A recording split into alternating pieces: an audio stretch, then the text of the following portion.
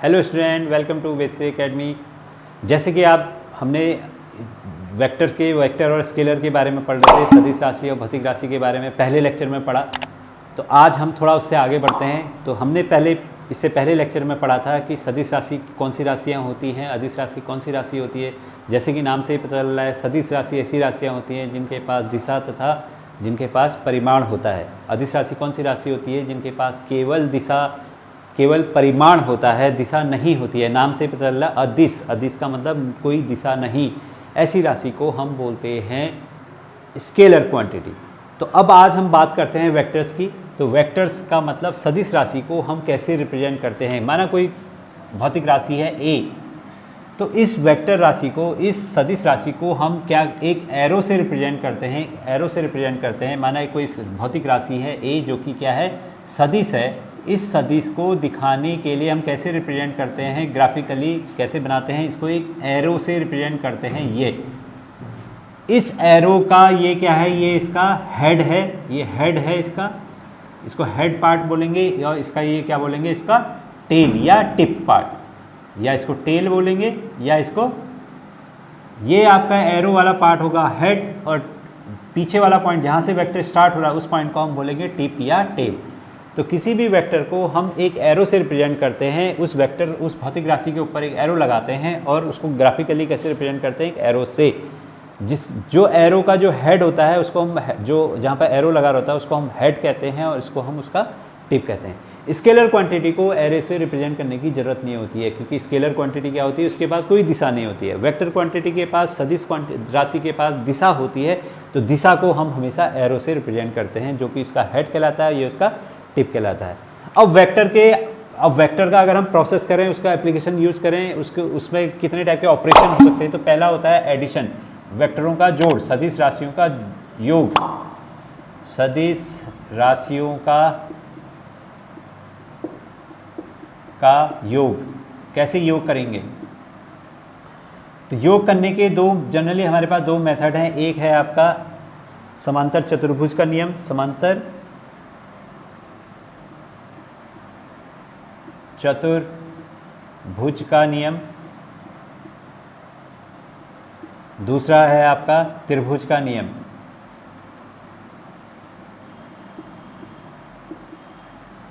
समांतर चतुर्भुज के नियम का मतलब parallelogram law of parallelogram, parallelogram law, PARRELLO, parallelogram law. दूसरा है आपका ट्रायंगल लॉ। तो कोई भी दो भौतिक राशियाँ जो कि सदिश राशियाँ हैं, उनका योग हमको करना है। योग करने के हमारे पास दो नियम हैं। एक है आपका समांतर चतुर्भुज का नियम, दूसरा है आपका त्रिभुज का नियम। समांतर चतुर्भुज का नियम का मतलब आपका पैरेललोग्राम लॉ, और दूसरा नियम है आपका ट्रायंगल लॉ। तो सबसे पहले हम बात करते हैं समांतर चतुर्भुज का नियम। समांतर चतुर्भुज के नियम में आपको क्या बनाना है, एक आपको, अगर आपके पास दो भौतिक राशि है, दोनों जो है आपकी सदिश राशियाँ हैं, तो अगर दोनों राशियों को अगर हम समांतर चतुर्भुज की दो भुजाओं से प्रदर्शित करें, अगर दोनों भौतिक राशियों को समांतर चतुर्भुज की दोनों भुजाओं से प्रदर्शित करें, तो जो तीसरी जो उसका डायगोनल होगा, जो उसका विकर्ण होगा, समांतर चतुर्भुज का विकर्ण होगा, वही उन दोनों वेक्टरों का रिजल्टेंट होगा। वही उन वेक्टरों का क्या होगा, रिजल्टेंट होगा। यही आपका समांतर चतुर्भुज का नियम है। तो माना एक वेक्टर ए है, अगर मैं इसको बनाऊं, माना एक वेक्टर ए है, ये एक वेक्टर ए है, और ये आपका वेक्टर बी है, ये वेक्टर बी है। तो हमको क्या करना है, इन दोनों वेक्टरों को योग करना है, इनका रिजल्टेंट वेक्टर निकालना है। तो हमको क्या करना पड़ेगा, एक समांतर चतुर्भुज बनाना पड़ेगा, और समांतर चतुर्भुज का जो विकर्ण होगा वही उसका नेट होगा। तो विकर्ण के लिए हम क्या करते हैं, इसको यहाँ से एक सीधा लाइन खींच देते हैं, यहाँ से इस पर एक परपेंडिकुलर डालते हैं, और यहाँ से इस पर एक परपेंडिकुलर डाल देते हैं। तो ये क्या बन गया, हमारा समांतर चतुर्भुज बन गया। तो ये जो होगा, ये विकर्ण है। माना ये वेक्टर ए है, ये वेक्टर बी है, तो ये विकर्ण है, ये वेक्टर आर क्या होगा, इन दोनों वेक्टरों का क्या होगा, योग होगा, जो कि उनका अंतिम वेक्टर होगा, रिजल्टेंट वेक्टर होगा। और उसको कैसे निकालेंगे, माना ये एंगल थीटा है, तो R = होता है √a² + b² + 2ab cos theta. समझ गए? यही आपका समांतर चतुर्भुज का नियम है, जहाँ थीटा क्या है, दोनों वेक्टरों के बीच का कोण है। तो यदि एक वेक्टर ए है, यदि एक भौतिक राशि जो कि सदिश राशि जो है आपकी ए है, दूसरा सदिश राशि आपका बी है, और दोनों को हम समांतर चतुर्भुज की दोनों भुजाओं से अगर प्रदर्शित कर रहे हैं, तो उन दोनों का जो अंतिम वेक्टर होगा, उन दोनों का योग वाला जो वेक्टर होगा, जिसको हम रिजल्टेंट वेक्टर कह रहे हैं, वो क्या होगा, उस समांतर चतुर्भुज का विकर्ण होगा आर, और वो विकर्ण को हमने समांतर चतुर्भुज बनाना है। और आर कैसे निकलेगा, under of a square plus b square plus 2ab cos theta. यही आपका समांतर चतुर्भुज का नियम है। उसके बाद जो दूसरा तरीका है हमको दो वेक्टरों को योग करने का, दो सदिश राशियों का योग का, वो है त्रिभुज का नियम। त्रिभुज का नियम क्या है, जिसको हम लॉ ऑफ ट्रायंगल भी कहते हैं या ट्रायंगल लॉ कहते हैं, कि अगर दो भौतिक राशि जो कि सदिश राशि हैं, उनकी जो एक माना ए वेक्टर ए है, दूसरा वेक्टर बी है, तो अगर हम उनको किसी त्रिभुज के दो भुजाओं के द्वारा प्रदर्शित करें, अगर वेक्टर ए ये है, ये आपका वेक्टर ए है जो कि त्रिभुज की एक भुजा है, दूसरा वेक्टर बी क्या है, अब दूसरा वेक्टर माना बी है, अब उसको कैसे जोड़ना है, हमने त्रिभुज की दो भुजाओं से प्रदर्शित करना है। कैसे जोड़ना है, ये इसका टेल है, ये इसका हेड है। अब जो दूसरी भुजा है वेक्टर बी, उसको हमने क्या करना है, इसके हेड से जोड़ना है, हेड को टेल से जोड़ना है। माना ये दूसरा वेक्टर बी है जो कि इस त्रिभुज का, ये इसका हेड हो गया, ये इसका टेल हो गया।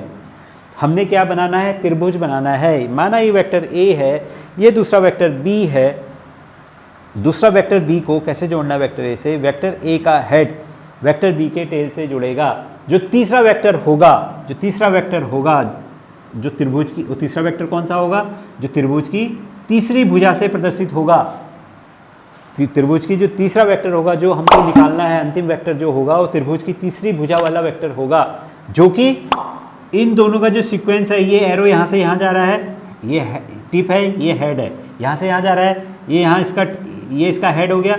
अब दूसरे वेक्टर का ये टेल हो गया, दूसरे वेक्टर का हेड ये है। तो जो ये तीसरा वेक्टर होगा, इसका सीक्वेंस क्या होगा, इस सीक्वेंस को ब्रेक करना है। यहाँ से यहाँ जा रहा है, यहाँ से यहाँ जा रहा है, तो ये यहाँ से यहाँ नहीं जाना चाहिए। कहाँ से कहाँ जाएगा, यहाँ से यहाँ जाएगा एरो। तो इस वेक्टर को ही हम परिणामी वेक्टर कहेंगे, जो कि इन दोनों वेक्टरों का योग होगा और जो त्रिभुज की तीसरी भुजा से प्रदर्शित होगा। यही आपका ट्रायंगल लॉ है। तो ट्रायंगल लॉ क्या है कि यदि हमारे पास एक वेक्टर ए है जो कि सदिश राशि है, दूसरा वेक्टर बी है जो भी सदिश राशि है, उसको अगर हम किसी त्रिभुज की दोनों भुजाओं से प्रदर्शित कर रहे हैं, तो जो तीसरा वेक्टर होगा, उस त्रिभुज की जो तीसरी भुजा होगी, वही उसकी परिणामी वेक्टर होगी। लेकिन सीक्वेंस कैसा होना चाहिए, उनको ब्रेक करने वाला होना चाहिए। कि मतलब यहाँ से यहाँ एरो जा रहा है, यहाँ से यहाँ एरो जा रहा है, तो उसका एरो कहाँ से कहाँ जाएगा, यहीं से ऊपर को जाएगा। इसी को हम ट्रायंगल लॉ कहते हैं। और इसको निकालने के लिए भी आपको जो फॉर्मूला यूज़ करना है, r = a² + b² + 2ab cos theta, जहाँ थीटा क्या है, दोनों वेक्टरों के बीच का कोण है। तो त्रिभुज लॉ और समांतर चतुर्भुज नियम में क्या अंतर है, त्रिभुज लॉ में आपको त्रिभुज बनाना है, दोनों भौतिक राशियों से आपको त्रिभुज बनाना है, और जो तीसरा वेक्टर होगा, जो तीसरी भुजा होगी त्रिभुज की, वही उसकी आपकी परिणामी वेक्टर होगा। और समांतर चतुर्भुज नियम में दोनों वेक्टरों से आपको समांतर चतुर्भुज बनाना है, और जो उसका विकर्ण होगा वही उसका परिणामी वेक्टर होगा। लेकिन त्रिभुज लॉ में ये आपको ध्यान रखना पड़ेगा कि हेड को टेल के साथ मिला के आपको आगे बढ़ाना है। त्रिभुज की जो दोनों भुजाएं हैं वो कैसे बनानी है, एक भुजा का हेड दूसरे भुजा की टेल से मिला के आपको आगे बढ़ना है, और जो परिणामी वेक्टर होगा उन दोनों के सीक्वेंस को ब्रेक करके बनाना पड़ेगा। मतलब यहाँ से इस वेक्टर का हेड, टेल ये है, हेड ये है, दूसरे वेक्टर का टेल किससे मिलेगा, हेड से मिलेगा। आप हेड को हेड से नहीं मिला सकते हैं। ट्रायंगल बनाने के लिए आपको हेड के साथ टेल को मिलाना पड़ेगा, तभी जाके दूसरी साइड बनेगी।